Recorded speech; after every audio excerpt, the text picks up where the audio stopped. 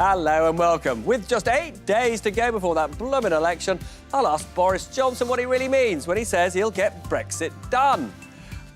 I'll ask the First Minister of Scotland, Nicola Sturgeon, whether she really believes she'll get Scottish independence done. Anushka Asthana always tells me when we're done. Labour's Barry Gardiner usually tells everyone when he's done. And our always brilliant Westminster sources, Labour's Gloria De Piero and the Tory Mark Francois.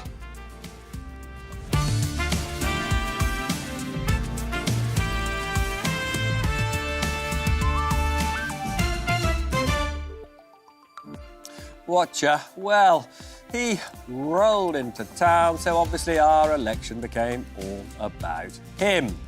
Would he say who he wanted to win, he was asked. Of course not, he said, before adding that he really rates Johnson and that Corbyn's charge that he wants US companies to own a piece of our health service is wrong. Trump just couldn't keep Sturm, and Boris Johnson couldn't decide whether that endorsement would gain or lose him votes. As for Jeremy Corbyn, maybe he did get the best of the Trump bargain because Trump said nothing to allay fears that a trade deal could lead to higher drug prices. And Trump said he was more than happy to work with any British Prime Minister, though whether any of them would be thrilled to work with him is quite another matter. But you're still happy to be here, aren't you, Anushka? Always. Now, we've got just 1 week to go. And after that big YouGov MRP poll suggested that Boris Johnson could be looking at a majority of 68, some people think it is all over. But is it? That was based on polls showing an 11-point lead for the Tories. And we know that some polls have tightened since then. So what could happen if they tighten further? Chris Curtis from YouGov is saving the good MRP stuff for next week, but can give us a rough calculation.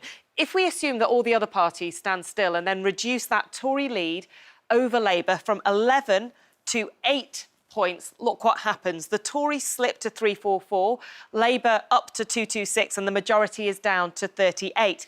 If it drops another 3 points to a 5-point lead, then have a look at this. The Tories are down on 324, Labour on 246, and that is hung Parliament territory. Now, these estimates are rough. Many marginals will be decided by just a few hundreds of votes, but it shows it is certainly not all over. And an important group of voters are women, because we are 3 times more likely to have not made up our minds yet. And this chart that I'm going to show you of female voters suggests that in recent days, some undecided women may have been breaking for Labour. You can see the undecided line here in grey. It went down and the Labour line has risen, which might explain why Labour is very happy to highlight controversial comments that Boris Johnson has made about women in the past. Today, from 2006, suggesting low-income women going to work creates ill-disciplined children. Robert. Great to hear from you. As always, Anushka, I'm delighted to be joined by Gloria De Piero and Mark Francois from the Tories. One of the things that I've been rather struck by is, so far, if you look at what's been happening in the polls since the Brexit Party announced that they wouldn't be contesting seats formerly won by Tory MPs, is that the Tory share of the vote has held pretty steady in a sort of range of, depending on which poll you believe, sort of 40 to 43, whereas Labour's vote has been coming up as a result of, broadly, people deserting the Lib Dems and, to a lesser extent, the Greens. I suppose the question is, we can start with you, Gloria, do you think there is any chance of something happening along the lines of what Anushka was highlighting, which is actually the Tory share coming down between now and next week? Look, it is tough on doorsteps. And so when I see the poll gap narrow, my worry is that the swing to Labour, any swing to Labour is not in the marginals. It may be in the urban seats where we are already doing well. So actually, I'm very worried about that YouGov poll last week, which predicted a Tory majority, and the Labour Party needs to be focusing on the threat of that, in my view. And just very quickly, if you were leader of the Labour Party, what would you be doing to try and win back disaffected Labour voters? Right, OK. Your version of a perfect Labour Party versus an imperfect Labour Party, that's not on the ballot paper. It's 5 years more Tories, or in some people's eyes, some grumpy Labour voters' eyes, an imperfect Labour Party. Do not risk 5 more years of the Tories. You can't afford it. And that's as simple as that. There's nothing more simple. There's nothing more sophisticated, as it were. Go back to the NHS as well. I mean, there were too many pledges that got lost in a bit of white noise at the beginning of the campaign. Free dentistry, free NHS prescriptions. Focus on simple messages in that last week. Mark, I mean, you've just been up in the North East. There was a lot of talk back in 2017 of Labour voters jumping across to the Tories. In the end, not enough did. Is your sense that we are going to, however, see something historic in that sense? Well, as you say, I was up in the North East, but because my ex-parliamentary researcher was standing as a candidate, so I went to help. But I won't say which seat. And the thing I found was the Labour vote was incredibly soft, as it has been indeed in Essex. I mean, I've been fighting the Labour Party in Essex one way or another for 30 years. I have never known the Labour vote to be this soft, either in the south or the north. And what people were saying, lifelong Labour voters, you know, identifying as such on the doorstep, and interestingly, they weren't saying, I'm not going to vote Labour. They were saying, I'm not going to vote for Corbyn. He's toxic. I mean, I have to say, I have heard that from quite a lot of your former, because you're standing down at this election, but some of your colleagues who are running have delivered a similar sort of message about how difficult it is to sell Jeremy Corbyn. But can I just ask you, therefore, are you currently assuming there will be a significant Tory majority? I'm not taking anything for granted. This is my 7th general election. We're going to fight hard all the way to the line. The fact those polls narrowed a bit a few days ago may not, from our point of view, be such a bad thing because, you know, it may remind people not to be complacent and the need to vote. I'm not taking anything for granted whatsoever. None of us take anything for granted ever, as you know. Now, listen, we've got so much more to talk to you about, and in particular, I want your reaction to an interview I did just a little earlier on today with the Prime Minister, Boris Johnson, who was out and about campaigning in Milton Keynes. I actually caught up with him in the premises of Red Bull Motor Racing, which is a slightly surreal event. But anyway, I started by asking him what he means, or what he thinks people think he means when he keeps saying, get Brexit done. People. Well, I'll tell you what it means to me. What getting Brexit done, it means getting our country out of the EU by January the 31st, which is what we can do with the deal that we have, then getting on with all our wonderful agenda for investing in the NHS, the biggest ever boost to the NHS, uplifting funding for every primary, every secondary school in the country, 20,000 more police, and an infrastructure revolution for the whole country, moving our country forward. Alternatively, the choice the electorate faces in the next few days, next Thursday, is paralysis, chaos, a groundhog year at least under a Corbyn-Sturgeon coalition, because that's the only mathematical alternative in which they fail to get Brexit done, with disastrous consequences both politically and economically. There is a tidal wave of investment waiting to come into this country once we can get Brexit done, get our deal over the line. It's ready to go. Let's take this country forward and move on. So, just to be clear, though, we're not really out on the 30th of January, yes. are we? Because yes, we we're still following EU rules. We're still paying significant sums to the EU. We're not out. No. What happens is that we come out in a state of balance and equilibrium, and we have a smooth transition for businesses, which is what everybody wanted to achieve, and that's a great thing. We come out as one whole UK, but we are able to begin taking back control of our money, our borders. We can begin with an Australian-style points-based immigration system. You can take back control of your immigration. You can take back control of your legal system. But do you think we're really out at the end of January? Do you think we're really out? Do you think we're really out at the end of January? Yes, we're legally out. We are legally out, and that is an amazing thing. We'll still be in the transition. There is a transition period, but that's... And in some ways, people would say it's the worst of all possible worlds because we won't have a vote. We'll be following EU rules and we won't have a vote. You put your finger on it, Robert. It is transitory. It is a transitional period, and the reason for doing it is obviously so that business has a smooth glide path out of the EU. But we then get on with turbocharging all the opportunities of Brexit. with working on the new free trade partnership that we're going to do with the EU, but also simultaneously working on all the opportunities that the UK has around the world. And the great thing about it,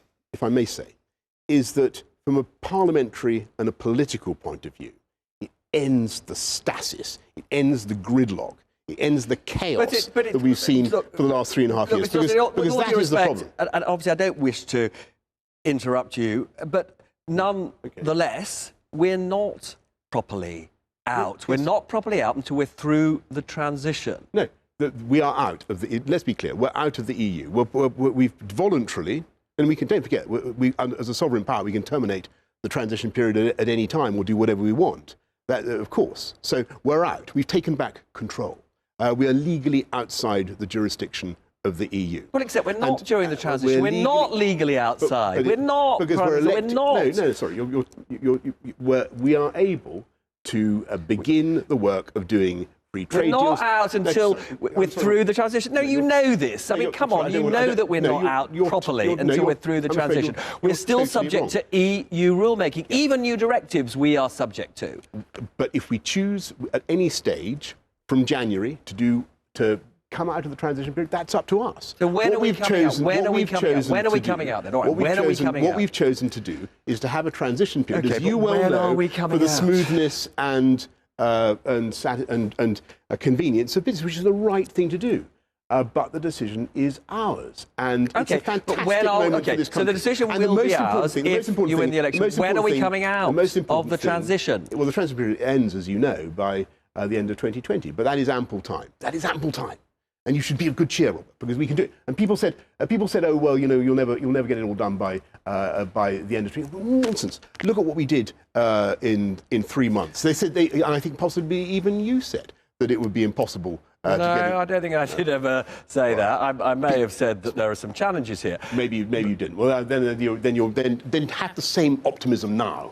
I'm not somebody who's allowed to be either optimistic or pessimistic. But you should be optimistic. But I can show you what you did. So you negotiated that, right? These are the things that you negotiated, right? Political declaration and some changes to the Northern Ireland Protocol. This is what Theresa May negotiated. I mean, this is 10% of what was negotiated of 2 years. And hang on. The free trade deal that we think is closest to the one you want, which is the Canadian one, is double the size of this. You can't do this in a year. You can't do this in a year. This is full of all sorts of stuff about ongoing court cases in the ECJ, the pension rights of EU officials. Have you seen the Canadian trade deal? Have you ever known? It's twice the size of this. Have you ever known two countries start free trade negotiations or start negotiations on a new deal when they were already in perfect alignment in regulatory terms and had zero tariffs and zero quotas between them? That's what that's where we are. It's plainly but you're absolutely right. It's a very, very important point. I agree it's an important point,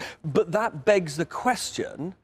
What you're saying when you say perfect alignment is that we already follow the same rules, but that argument only holds if you are confident we will continue to follow the same rules. So are we going to continue to follow the same rules as the EU as the price of getting this quick deal? Like any big... Don't be so scathing about it. No, because I think, there's a sort of negativity about all this. No, it's not negative. People want to know what getting Brexit done means. That's why I'm asking you very politely, very respectfully. It means coming out of the EU, which we will do on January the 31st. The trade deal that you've promised. And of course, it will.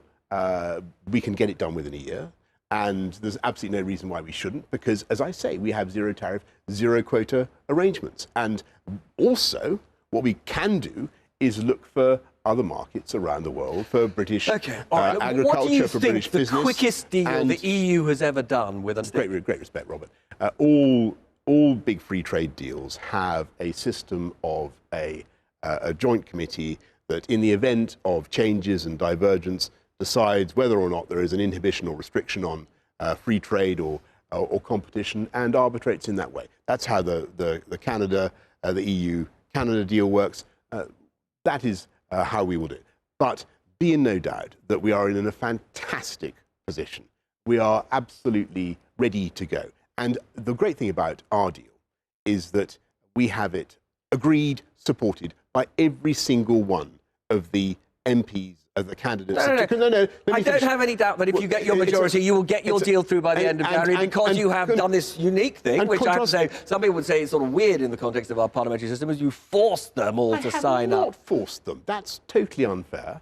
There was absolutely no lobotomy of our. You didn't say they couldn't be candidates. No, not at all. But I still want to know. You are the expert. I'm not the expert. You're the expert. What is the fastest time that the EU has ever taken on a free trade negotiation? The EU has never had to do a deal or embarked on a deal where it began in a state of perfect alignment. I'm going to tell you, it was 3 years. It was Vietnam. It's totally irrelevant. It's not totally irrelevant. And all those who doubt our ability to do it should look at what I achieved, or what we achieved, with the negotiations to change the withdrawal agreement. Now, this whole issue of the perfect alignment that you talk about, OK, that does cause at least a serious set of problems in terms of the trade deal you want to do with the United States, because that alignment, for example, includes food standards.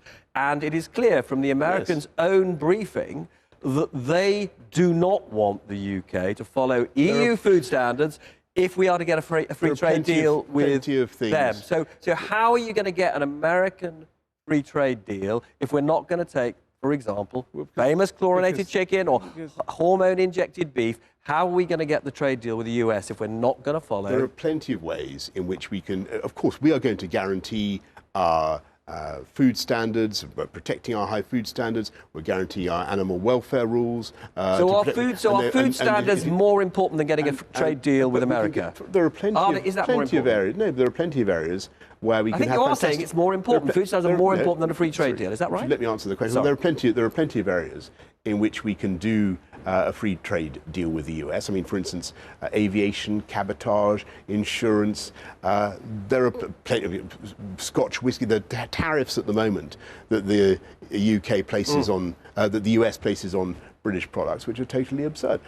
We have massive opportunities, we need to seize them now. And it's only by getting Brexit done, ending the chaos in Parliament, ending the acrimony, the division and the deadlock, that we'll be able to move forward. And that's, the most important thing, because there's also an economic drag anchor caused by this delay.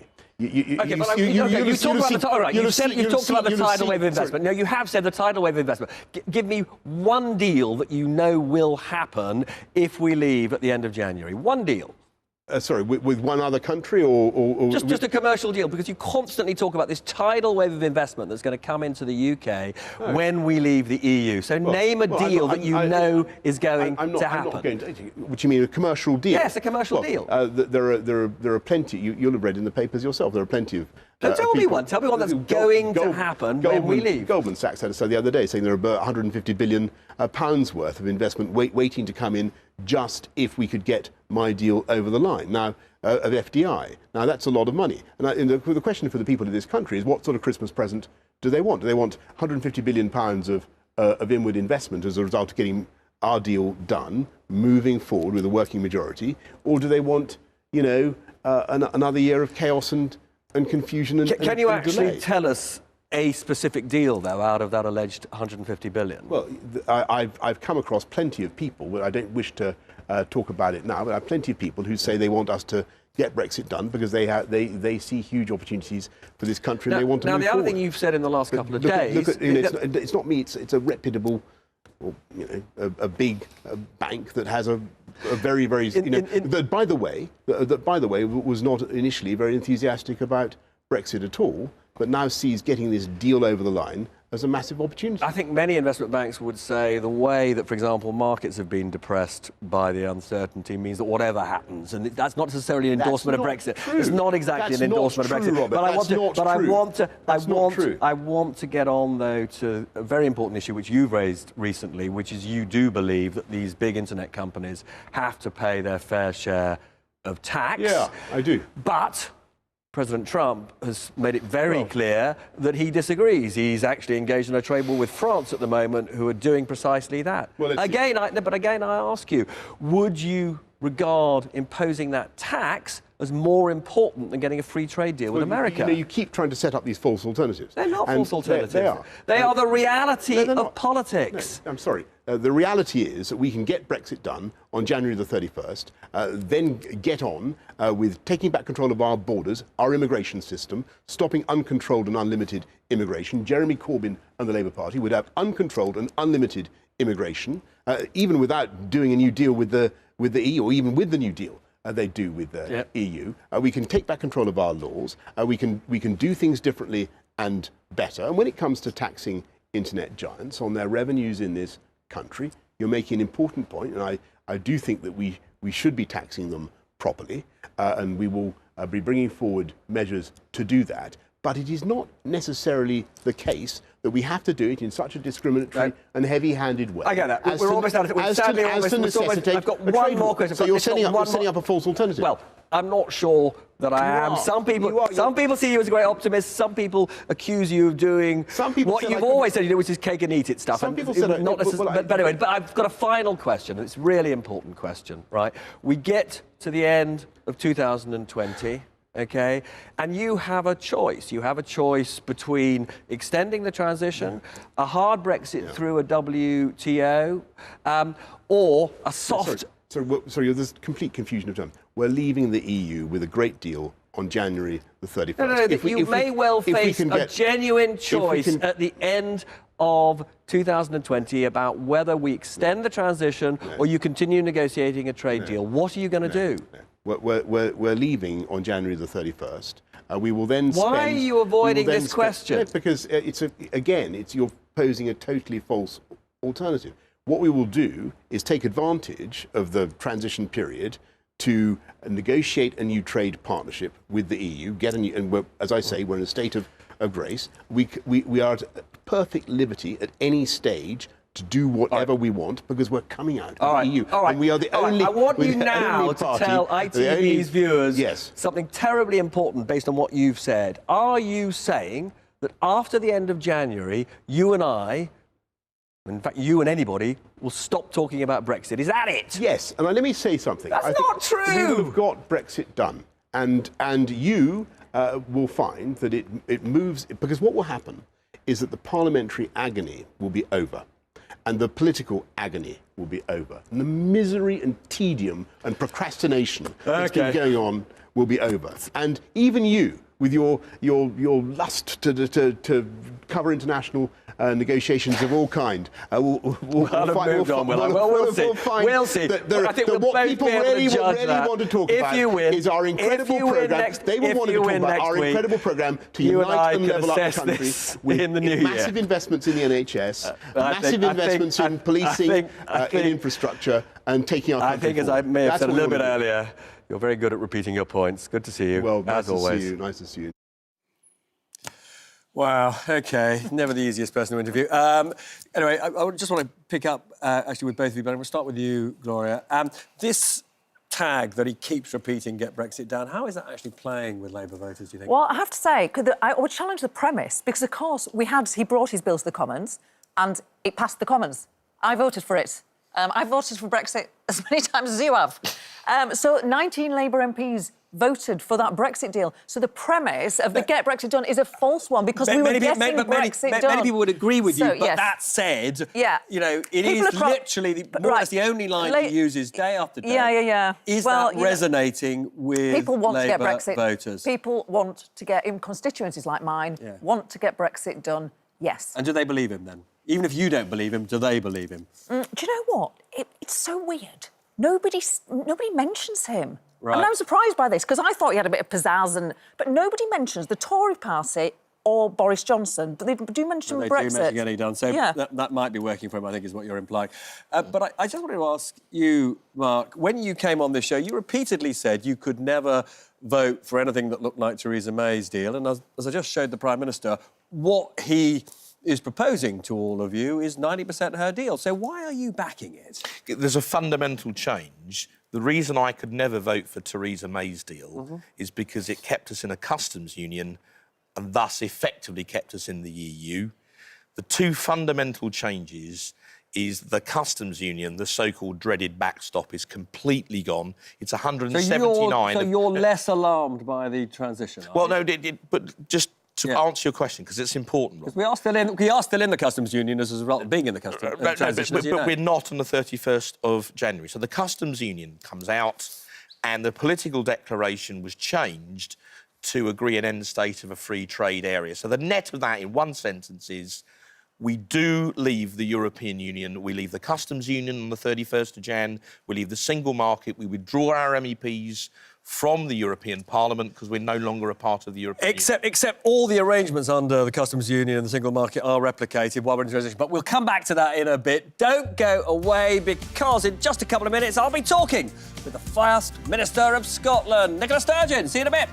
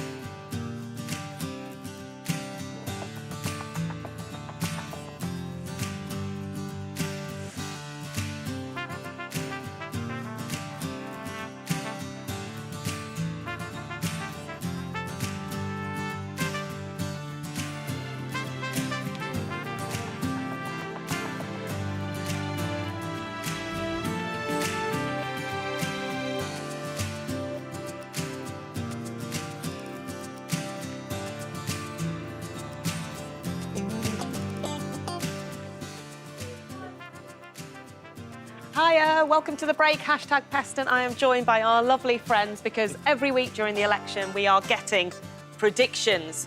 Here we go. And to be fair, some people had more information than others. Some have even changed their minds. But here you go. This is a Tory majority, which you can have a guess at. This is a hung parliament, Tory or Labour largest party. And this is a Labour majority. If you tell me your prediction, I will write it on the board. I am going to say hung parliament. What do you want from me now? How many short do you think the Conservatives or Labour will be? Gosh, I don't know. I think the Tories could be the slightly biggest party. Yeah. And how short? A few seats? Yeah. 10? Yeah, let's there you go. Mark? Based on how many lifelong Labour voters, so they won't vote because of Corbyn, I would say, looking at that spread, I'm just guessing you're going here. I'd say a Tory majority of about 25. OK, so Mark Francois, Tory, 25. And that's what we have to stop. And that's what she's trying to stop. There you go, 2 more predictions from Gloria and Mark. Thank you very much. Okay.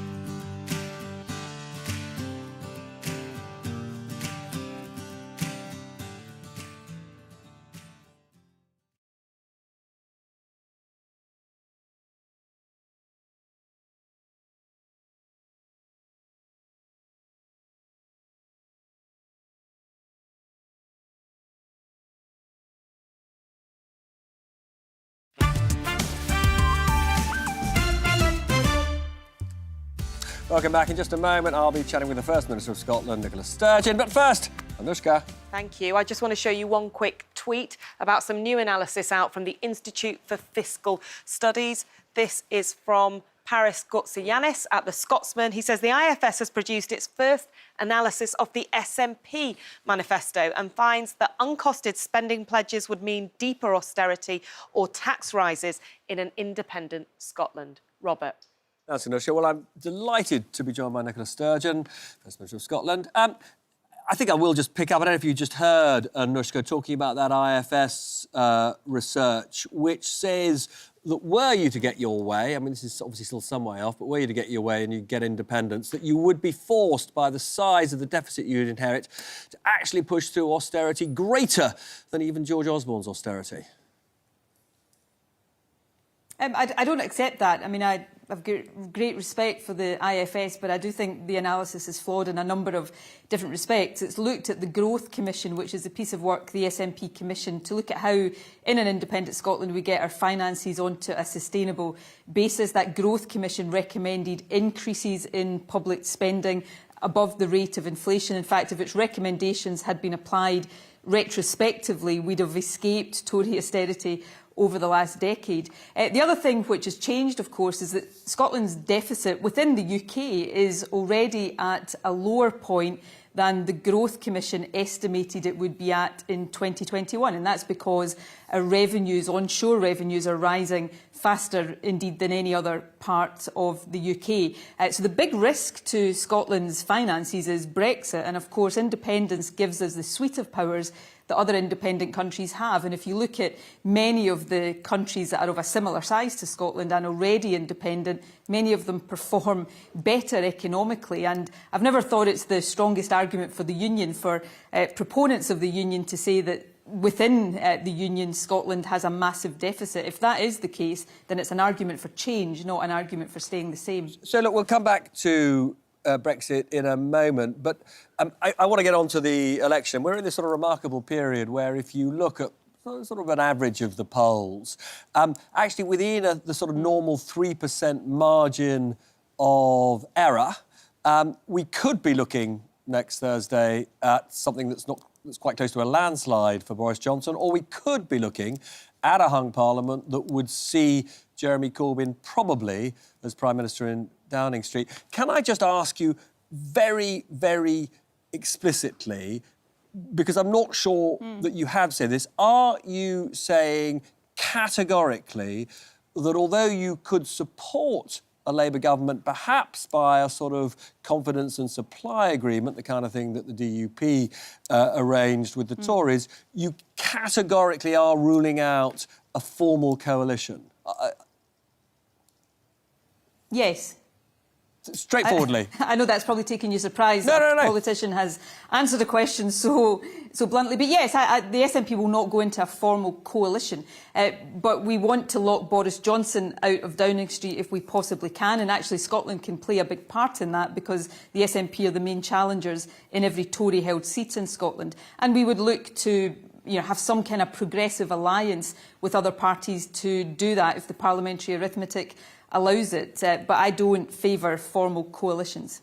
No, and thanks for being so categoric. Can I just ask, though, one sort of follow-up on that? I spoke to a couple of your senior colleagues who only a week or so ago said there might be an argument for a coalition simply because if, for example, as part of that, you filled the Scottish Secretary's seat, you would have more control over Scotland. Why does that not appeal? Because I think, backing a minority government and having issues that we agree on but leaving room to disagree on others feels to me a better arrangement. We don't agree with Labour on everything, although there are issues that we could make common cause on, and the principal motivation, of course, is to keep Boris Johnson out of Downing Street. I guess there's an argument that can be made for all sorts of things, and I'm not saying there isn't, but my judgment is a formal coalition would not be the right thing to do. I think we can exercise maximum influence on Scotland's behalf and on behalf of the kind of progressive policies that we want to pursue in a different kind of arrangement. But first, of course, Robert, we've got to get ourselves into a position where that is possible. And that, first of all, means trying to stop Boris Johnson getting a majority. And I come back to this point that is not an inevitability. We can stop Boris Johnson getting a majority, but in Scotland that means voting SNP to get rid of Tory MPs. So we can talk about what happens after the election. After the election, first of all, we've got to vote in a way that means we're not waking up on the 13th of December, Friday the 13th of December, facing the prospect of Boris Johnson in office for 5 years. And that, I think, has to focus people's minds. And obviously you have repeatedly said that were you to support a Labour government, you would insist that they gave the Scottish Parliament the right to decide the timing of a Scottish independence referendum. But can I also just pin you down on something related to that, which is presumably you would expect, if there were a Labour government, the Brexit referendum to come before the Scottish independence referendum. That's definite, isn't it? Well, look, if you look at what I've said and what Labour have said, to the extent that you can work out with any clarity what Labour says on Brexit, I've said, and I've said before this general election was called, that I want to see an independence referendum next year. In the latter half of next year, Labour appear to be saying they want an EU referendum in a shorter timescale than that. So that appears to be the sequence of events that we'd be looking at. But in terms of getting away from the timing and on to priorities, I want to see a second EU referendum because I think it's right for the UK to have the opportunity to escape the Brexit mess. But that doesn't necessarily and inevitably solve Brexit for Scotland. We could end up with the same result we had in 2016 of Scotland voting to remain, but the rest of the UK voting to leave. And this democratic deficit that Scotland finds itself in, of which Brexit is only one example, albeit a very serious and extreme one, can only really be fixed by Scotland being in charge of our own future through independence. And I think that's the choice that fundamentally people in Scotland need to have. But again, though, on a related point, if the Brexit referendum comes first, and if, and it is an if, the UK were to vote to remain in the EU, the sort of material change in conditions for Scotland, which you always cited as a reason for an independence referendum, at that point would be gone. So would you at that point decide, OK, well, we won't have the independence referendum for a while? No. Why not? No, because, and I've been making this point, well, I'm about to tell you if you give me the chance. Sorry. I've been making this point throughout this campaign and actually for some time before this campaign. Brexit is just one illustration. It's a very extreme illustration of this democratic deficit that Scotland faces, of where we can have our future decided for us, imposed upon us, rather than being in charge of that. And the way in which Scotland's interests, views, voice has been cast aside over the past 3.5 years, in my view, means that Scotland has to decide whether it wants to continue to put up with that or be in charge of our own future. And that's why I think that fundamental choice is so important. And that, in this election, as far as independence is concerned, it's not going to determine whether or not Scotland is independent, but it does, if the SNP wins this election, send that very strong message that the future of Scotland should not be determined by Boris Johnson, it should be determined by the people of Scotland. But first and foremost, I keep going back to this point, we've got to take the opportunity to lock Boris Johnson out so that he's not calling the shots come a week on Friday. And I'm going to be terribly unfair. I'm going to ask you to answer this very quickly, but I know it's a hard question. Scottish schools normally have outperformed, or for years outperformed, UK schools, but the latest OECD PISA analysis said certainly that in maths and science, Scottish schools are underperforming UK schools. That's a bit of an indictment of your government, isn't it? Well, no, I don't think it is, because we've conceded that there's work to be done in Scottish education. If you go back to the last PISA study, it particularly told us that there was a challenge around literacy and reading performance. So we have had a real focus on that through our attainment challenge, our pupil equity funds, things like the First Minister's Reading Challenge. And in the PISA survey published yesterday, it showed that there had been a very sharp and significant improvement in reading performance, which says that what we are doing is bearing fruit and working. On maths and science, The position is broadly stable in terms of Scotland's performance, broadly in line with the OECD average, but we want to see improvement there as well. And again, similar to literacy, we have a number of actions underway to improve that performance. So this is something we are very focused on. If you look at the broader picture in Scottish education, the record around higher passes, which broadly, not entirely, is equivalent to A-levels, we see an improving performance and also a closing of the attainment gap. So it's something I've said since the day I became First Minister is a real priority, and we are focusing very hard on making sure that that improvement continues and accelerates. Thanks so much for joining us, as always, and I hope you enjoy the rest of the election as much as I do. See you soon. Thank you. So don't go away, because in just a couple of minutes I'll be joined by Labour's Shadow Trade Secretary, Barry Gardiner.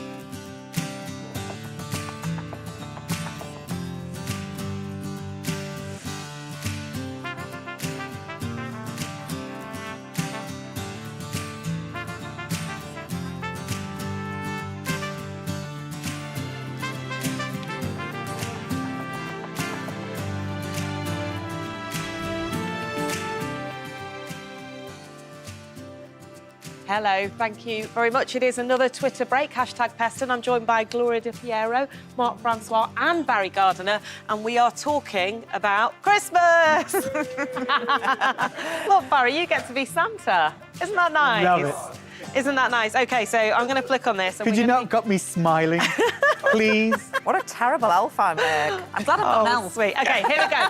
It's Christmas. Number one, who would you invite round? Can I just be really boring? Just want to see my mum, my dad, my husband, maybe my dog. Oh, that's nice. That is nice. Come on, now you've got to be more interesting. Well, as well as family, Rowan Atkinson. He's one of my favourite comedians. I think Come over, do a few jokes. He'd make the whole thing hilarious. Barry? I think it's got to be family. No, I go with Gloria. We're so boring, earnest so in the Labour Party, aren't we? So earnest. OK, as what there's a lot of film wine. would you watch? A lot of Sound wine. of music, Sound of music. Sound of music. You like a little Always the sing-along? Sound of music. Do you want to do a bit? No. I'd watch my favourite film, and it's got a Christmas theme, which is Love Actually. Love Actually, of course. Do you know- Love Hugh Grant? I am good. Well, he's a Prime Minister, so there you go. Yeah. Guess what? I've never seen Elf. So that is my Christmas resolution. I had my I'm going to watch Elf. As an elf. I had my kids watching Karate Kid today. I think we'd go for that. Right, here we go. Do you watch the Queen's speech? Always. You didn't miss a beat. Always. Yes, despite the fact she twice locked me up. What time is it, by the way? She's never locked me up. 3 o'clock. Is it 3 o'clock? It's to do with the state opening of Parliament. Oh, I see. Yeah. Yeah. If I'm sort of, you know, sometimes. Sometimes. Yeah, Not everyone does. Yeah. Fun. Oh, I shouldn't say that, should I? What's for Christmas dinner? Turkey. I think I'm quite traditional. I go for turkey too. I have tried to persuade my family to go for rib of beef. Every year for crazy. years, but we always have turkey. Well, can I say this is my first year not eating meat, and I can't stand the I've nut given roast. up cows, but I'm sticking with turkeys. Sticking with turkeys. Have I got time for this? Present for Boris? A lie detector. A lie detector test. What about you, Mark? A present for Boris. A signed book from Donald Tusk. Oh, just a decent haircut. A decent haircut. Thank you. Bye. Thank you.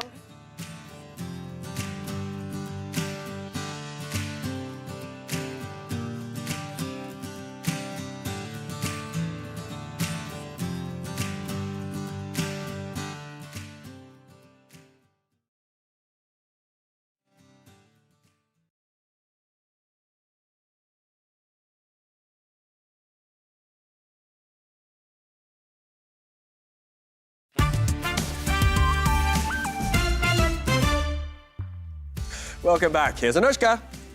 Robert, I want to talk to you about older voters after some interesting analysis from Deborah Mattinson at Britain Thinks, who was showing us how we all get a little bit more Tory with age. Look at this, 18 to 24-year-olds, not very Tory at all. Only 22% voted Tory last time round. If that ticks up to your 40s, 39% Tory.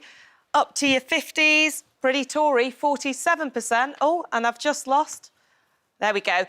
Very Tory indeed when people get to over 70. In the last election, 69% voted Conservative, just 19% voted for Labour. And Deborah points out that this age divide isn't just about political parties, it is also about issues. So older people are way more likely to be pro-Brexit and pro-Boris. And although the EU is top for both groups, immigration is in second place for older voters, while it's the environment for younger voters, which explains why Labour guns for young votes. But there's a problem too, because 18 to 24-year-olds are a smaller group and much less likely to vote. Overall, they are 3.5 million votes, whilst older voters, 8 out of 10 of them voted in 2017, making them a massive 9.4 million votes. Now, for this analysis, Deborah Mattinson is our Geek of the Week. Robert. Good old Deborah, Geek of the Week. We love that. I'm delighted to be joined by Barry Gardiner. Barry, not the best day that Labour's had in this campaign. Ivan Lewis, former colleague of yours, says vote Tory. New Statesman. I mean, magazines don't come more Labour than New Statesman say they can't make a recommendation in this election. If they can't back you, why should anybody back you? Because we've got the policies that are going to make a difference in people's lives. If you look at what John McDonnell was saying today, that difference is quantified at £6,700 to the average family in this country. That is a huge difference, and that's what Labour will be putting in people's pockets. So if you want to see this country grow, if you want to see the economy grow, and you know the figures, at the moment the Tory government's been putting in 3% into infrastructure, and that's resulted in the sort of stasis in our economy that we've seen. But if we put in the sorts of levels that countries like Norway or Sweden or Canada or even the United States or Japan are doing, then actually that grows the economy. It means there's more tax revenues, and we can actually do the things about addressing the problems in our public services that have been there for the past decade. But you worked with Ivan Lewis for donkey's years. I mean, it must shock you that somebody like him says, don't even vote for me, vote for the Tories. Well, look, I haven't seen what Ivan said, actually. Your producer mentioned it to me downstairs, but I haven't seen it, and I don't know, so I wouldn't want to comment on it. But, let's comment on the interview that you did with Boris Johnson earlier on today. I mean, quite honestly, if I wanted to see two men shouting at each other without listening, I'd go down to the local pub. All he did was bully, hector, and ignore the questions that you put to him. And that is the nature of this man who is putting himself forward to be elected as our Prime Minister. As a Prime Minister, what I want to see is somebody who is prepared to take on the hard questions and actually try and give you a serious answer to them. He didn't do that with you. He certainly didn't do it with Mar on Sunday, and he's refused to do it with Andrew Neil. The guy's running scared of any genuine sort of scrutiny that we could give to him. But as Gloria, open up to the country. But as Gloria, your colleague, has just said, for lots of voters, including Labour voters, this question of when Brexit will be over really matters. Yes. And, whether or not you think his get Brexit done by the end of January is credible or not. And you don't. You cannot tell us when you will get it all done. Because we're going to allow the people of this country to have the final say once they can see the nature of the deal that either gets it done or doesn't. So we're the only party in this election that's saying, you, the public, you, the people, will have the final say here. And that's really important. But you challenged him.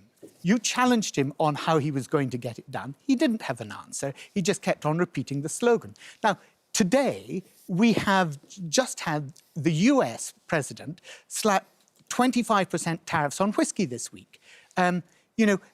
they are taking us to the cleaners over what they saw as the subsidies to Airbus, and yet they've taken away the appellate court that expires now on the 10th of this month. It will no longer be able to rule on any trade disputes at the WTO.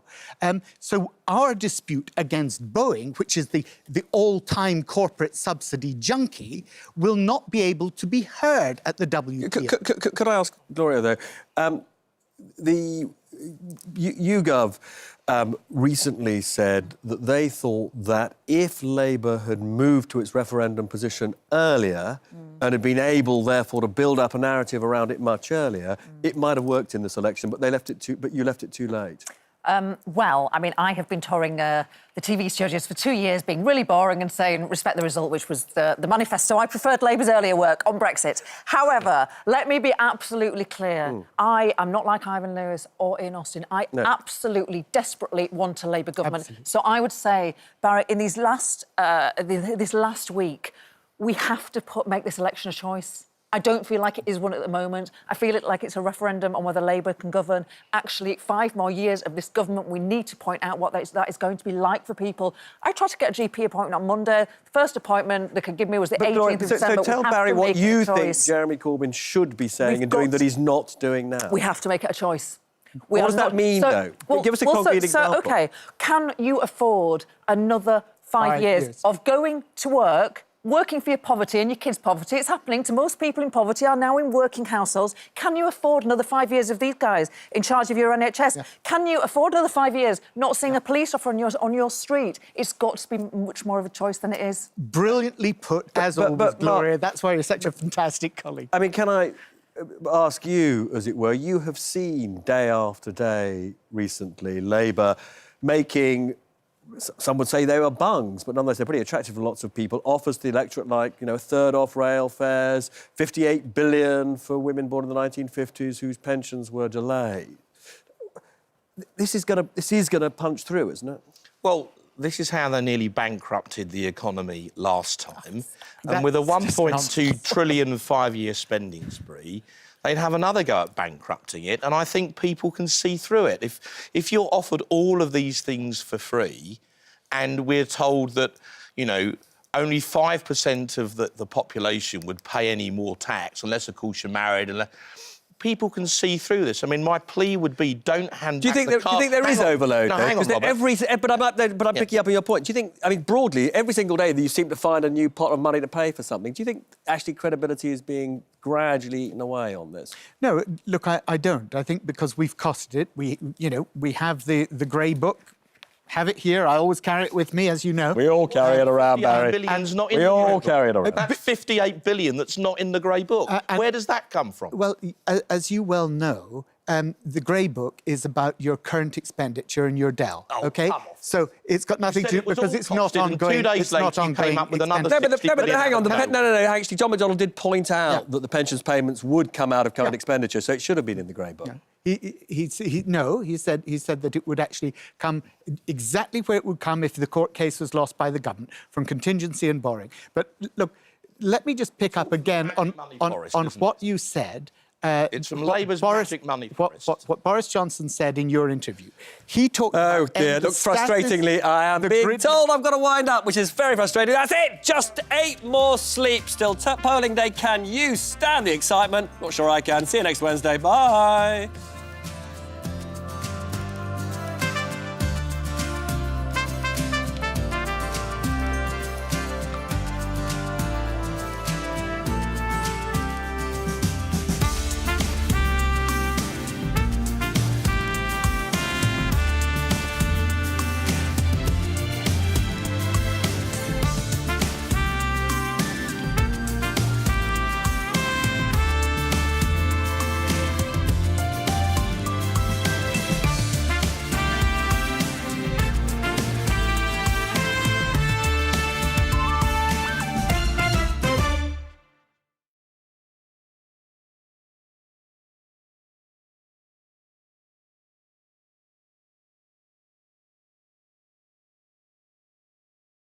Gloria, you'll stay for a quick